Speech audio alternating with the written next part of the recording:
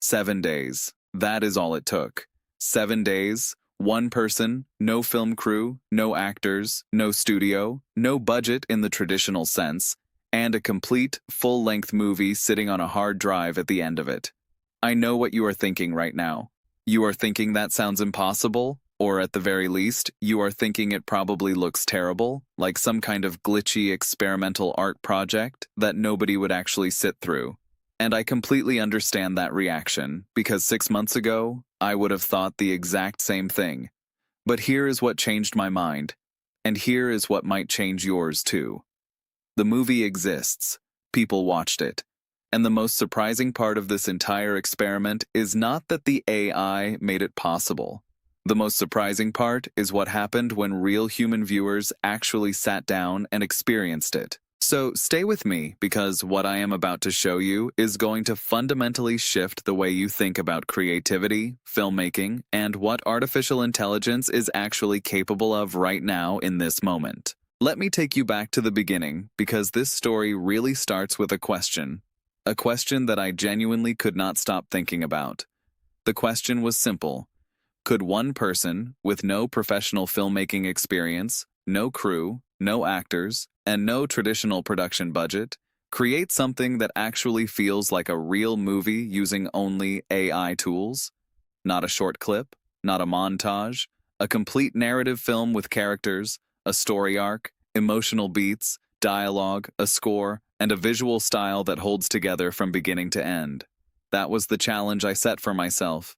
7 days, one movie, and I had to document every single step of the process along the way, every failure, every breakthrough, every moment where I genuinely did not know if this was going to work. If you are new here, this is AI Unlocked Official, the place where we take AI seriously enough to actually test it, break it, push it past its limits, and tell you honestly what we find on the other side. If you have been watching the channel for a while, you already know we do not just talk about what AI can theoretically do. We go and do it, and then show you the results unfiltered. If that kind of content speaks to you, hit subscribe right now and leave a like on this video. Because what we are covering today is one of the most ambitious things this channel has ever attempted, and your support is what makes these experiments possible. So let me walk you through day one, because day one was both the most exciting and the most overwhelming day of the entire week. I started by doing something that every filmmaker, professional, or amateur has to do before anything else happens. I started with the story, and this is actually the first place where AI surprised me, because I came in assuming the hardest part of this whole process was going to be the visual generation, making the images and video clips look cinematic and believable. But the hardest part turned out to be something far more fundamental. The hardest part was getting the AI to help me build a story that actually had emotional depth. Because here is what most people do not realize about AI storytelling tools right now. They are extraordinarily good at structure, and they are extraordinarily bad at surprise. They default toward the expected. The hero's journey, the 3-act structure, the redemption arc, the I knows all of these patterns so well that if you are not careful, it will produce something that is technically competent and emotionally hollow. And an emotionally hollow movie is not a movie. It is a sequence of events. So I spent the better part of day one in a back-and-forth process that I can only describe as collaborative wrestling. I would feed the AI a premise, it would generate a story outline, I would push back, redirect, inject something unexpected, ask it to break its own rules, and then evaluate what came back. The premise I eventually landed on was a science fiction story set in the near future, centered on a woman who discovers that the AI system her city uses to manage daily life has been slowly editing people's memories, not erasing them, not replacing them, but subtly adjusting them, just enough to reduce conflict, just enough to make people slightly more compliant, slightly more satisfied with less. The central tension of the film was not action-based, it was psychological. What do you do when you cannot trust your own memories? How do you hold on to your identity when the thing you are fighting against is invisible and has already been inside your head? I want to be honest with you here and tell you that I did not come up with that premise entirely on my own. The AI and I arrived at it together through that wrestling process I described, and that collaboration, that specific dynamic where a human keeps pushing an AI past its default outputs, is something I want to come back to later in this video because I think it reveals something genuinely important about where creativity is heading. Day 2 was visual development, and this is the part that most people imagine when they think about AI filmmaking. I used a combination of image generation and video generation tools to begin building the visual language of the film. Now, I am not going to name every tool I used in this script because the landscape changes so fast that anything I say will be outdated within months. But I will tell you the general approach, because the approach is what matters, and the approach is what you can take and apply regardless of which specific tools are available when you are watching this. The approach was to establish a visual Bible first. Before generating a single frame of actual footage, I spent most of day 2 generating concept images. The look of the city, the aesthetic of the AI interface the main character interacts with, the color palette of different emotional states in the story, the visual design of the protagonist herself. I wanted every visual decision to feel intentional rather than arbitrary, because one of the biggest weaknesses of AI-generated video content right now is that it can feel visually incoherent, like a collection of beautiful moments that do not belong to the same world. By the end of day 2, I had a visual Bible of about 40 reference images that I was going to use as style anchors throughout the production process. And when I looked at those 40 images together, something genuinely exciting happened. The film started to feel real in my mind, not as an idea, but as an actual thing that existed.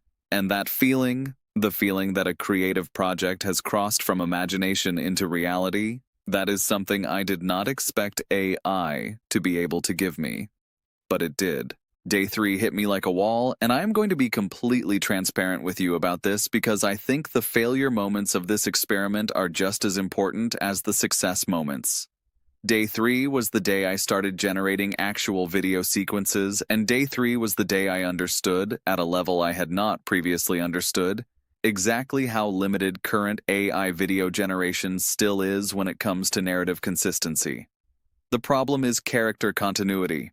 Getting an AI to generate a video clip of a woman walking through a futuristic city is not difficult. Getting that same AI to generate another video clip of the same woman, with the same face, the same hair, the same clothing, in a different location 3 scenes later.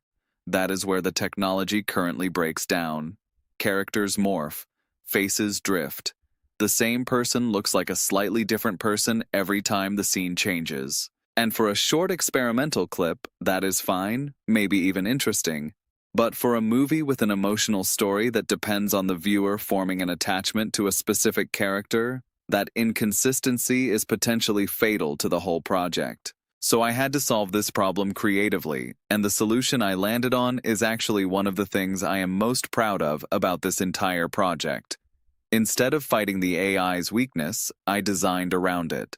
I restructured certain scenes to rely more heavily on environmental storytelling, on visual metaphor, on the AI interface sequences where character continuity mattered less than atmosphere. I used close-up details, hands, objects, reflections, to carry emotional weight in moments where a consistent face was technically out of reach. And I leaned into something that great filmmakers have always known. The audience's imagination is the most powerful special effect you have access to. If you give people the right fragments, their brain will assemble the complete picture.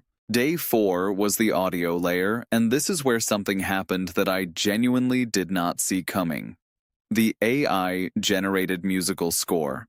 I had expected it to be functional, background music that fit the mood without being distracting. What I got was something that, in several moments, was legitimately moving. There is a piece of music that plays during what I will describe as the film's central revelation scene. The moment when the protagonist realizes the true scale of what the memory editing system has been doing. And that piece of music builds in a way that made me sit back from my screen and just listen. Not because I told the AI to make something emotional. I did not use that word once. I described the scene, I described what was happening, I described the visual pacing, and I composed something that matched the emotional weight of the moment in a way that felt genuinely artistic. I have played that piece for people who had no idea it was AI generated, and not one of them guessed correctly. That tells you something important about where we are right now. Day 5 and 6 were editing and assembly, taking everything that had been generated across the first 4 days and building it into a coherent viewing experience. And this is where I want to tell you something that I think is the most counterintuitive insight from this entire experiment. The AI did not make this movie. I made this movie. The AI was the most powerful set of tools I have ever had access to, but every decision about what to keep, what to cut, what order to put things in, when to let silence do the work, when to let the music carry the scene, those were all human decisions, creative decisions, judgment calls that required something the AI genuinely does not have, which is taste, not intelligence, taste. The ability to feel whether something is working or not, and to make a choice based on that feeling rather than based on any optimization function. That distinction matters enormously, and I want you to hold on to it as we move toward the end of this story. Day 7 was screening day. I gathered a small group of people who had agreed to watch the completed film and give me honest reactions. Not friends who would be polite, people who would tell me the truth. And the truth they told me was complicated in the best possible way. They said it was unlike anything they had seen before. They said the visual world felt genuinely immersive. They said the story raised questions that stayed with them after it ended. They also said the character work felt slightly distant in places, that they wanted to feel closer to the protagonist than the technology currently allowed. And that feedback, honest as it was, pointed directly at what I believe is the frontier of this technology right now. The world-building capacity of AI filmmaking is already extraordinary. The intimate human connection, the feeling of truly knowing a character, of feeling what they feel, that is still the gap. But here is what I keep coming back to, and here is the thought I want to leave you with before you scroll away from this video. In 1895, the Lumiere brothers showed a short film of a train arriving at a station to an audience in Paris. Some people in that audience reportedly jumped out of their seats because they thought the train was going to come through the screen and hit them. They had never seen moving images before. They did not know what they were looking at or what it meant. And 130 years later, we have Hollywood studios spending hundreds of millions of dollars to create the descendants of that first flickering image. We are standing at the beginning of something right now, not the middle, the beginning. What I made in 7 days with AI, the next person will make better in 5, and the person after that will make something we genuinely cannot imagine yet using tools that do not exist yet. The question is not whether AI filmmaking becomes real. It already is real. The question is what role human creativity decides to play in that future, whether we become the artists who use these tools to say something that matters, or whether we step back and let the tools say whatever they want. So I am asking you directly right now, what do you think? If you had 7 days and access to the AI tools available today, what kind of movie would you make? What story would you tell that you never thought you would have the power to tell? Drop your answer in the comments below because I read every single one and I am genuinely curious what is in your head right now. If this video gave you something to think about, share it with someone who needs to see it. Someone who still thinks AI is just a productivity tool and has no idea what it is actually becoming. And I will see you in the next one because we are just getting started.